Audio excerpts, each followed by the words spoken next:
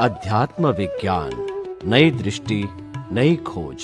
देखिए, सुनिए और समझिए। अध्यात्म विज्ञानी पूज्य स्वामी श्री कमलेशानंद जी के निर्देशन में सनातन सत्य का अनुसंधान कर जीवन को प्रकाशित करें। हम सांख्य दर्शन की बात करते हैं।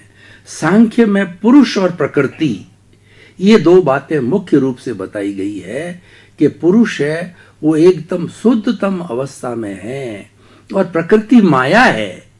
जब उस प्रकृति की छाया पुरुष पर पड़ती है तो उसे जब लुप्त हो जाता है तो अशुद्ध हो जाता है, और जब वो छाया मिट जाती है तो पुनः वो शुद्ध हो जाता है। तो हमारे अध्यात्म दर्शन में आपने प्रकृति की बहुत बात कही है, और आत्मा की अनुभूति की बात भी एक पुरुष बनने की बात है। तो किस आप इसको सांख्य दर्शन से जोड़ करके उसको कंप्लीमेंट्री बना करके, इसको पूरक बना के थोड़ा सा हमें दृष्टिपात करें।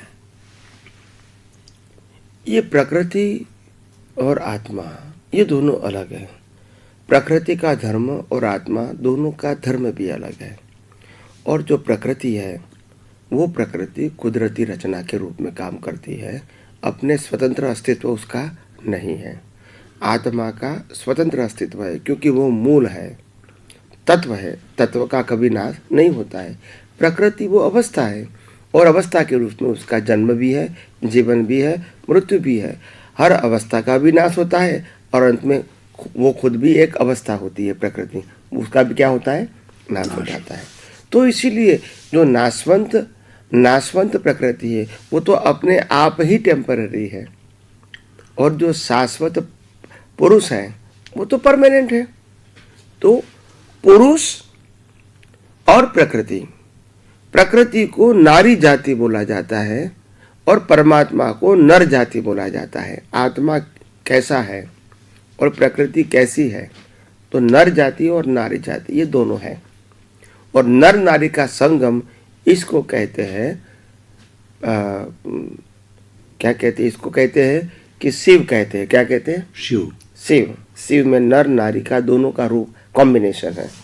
तो सही बात है, ये नारी है प्रकृति और पुरुष नर है। पुरुष का मतलब होता है आत्मा, प्रकृति का मतलब होता है ये मन वचन काया रूपी शरीर। तो नारी और नर दोनों का साथ में रहना इसको कहते हैं व्यक्ति। तो नर नारी दोनों है। अगर नारी अकेली हो गई, नर नहीं है, तो नारी को कोई कीमत नहीं है। नर अकेला है और नारी नहीं है तो नर अकेला कुछ नहीं कर सकता है। इनको नारी चाहिए। नारी का मतलब होता है प्रकृति। बिना प्रकृति रामकृष्ण महावीर भी कुछ नहीं कर सकते, क्योंकि आत्मा में कुछ भी करने की प्राकृतिक शक्ति है नहीं। आत्मा में न बोलने की शक्ति है, न सोचने की शक्ति है, न क्रिया करने की शक्ति है, न व्यवहार करने की शक्ति है। तो वो प्रकृति में है। और आत्मा के अंदर क्योंकि वो परमानेंट है, उनका एग्जिस्टेंस परमानेंट है, और आत्मा का स्वभाव ही है ज्ञान। क्या है? ज्ञान।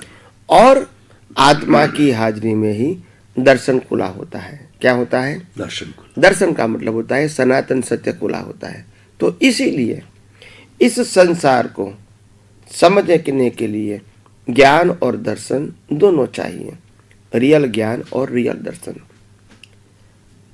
परमानेंट ज्ञान और परमानेंट दर्शन। तो ज्ञान वास्तव में क्या है?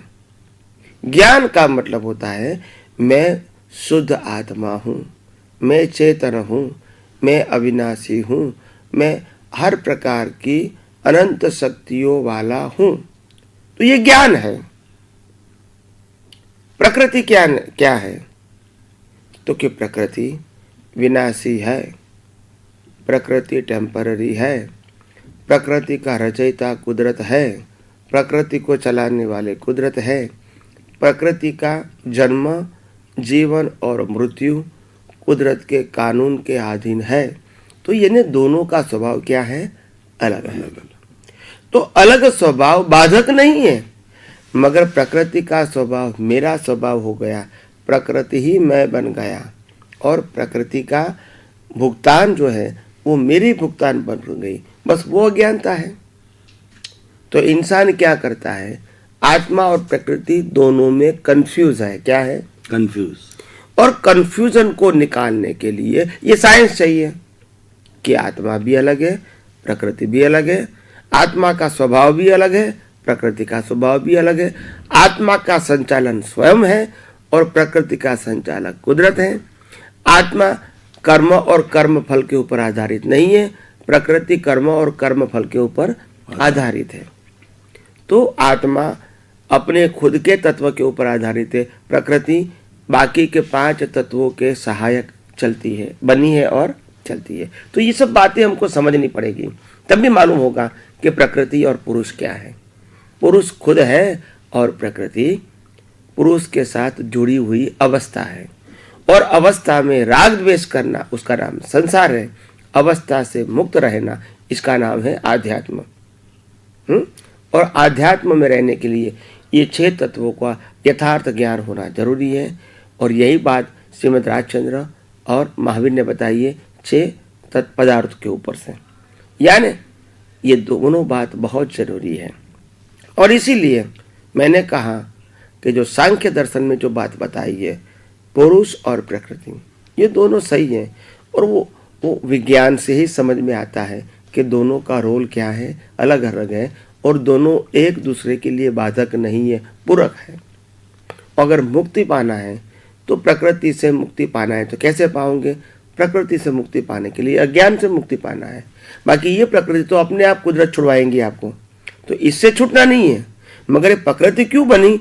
तो क्या अज्ञान से बनी। तो अगर अज्ञान नहीं होगा तो आपके साथ प्रकृति नहीं रहेगी। आप समझे ना?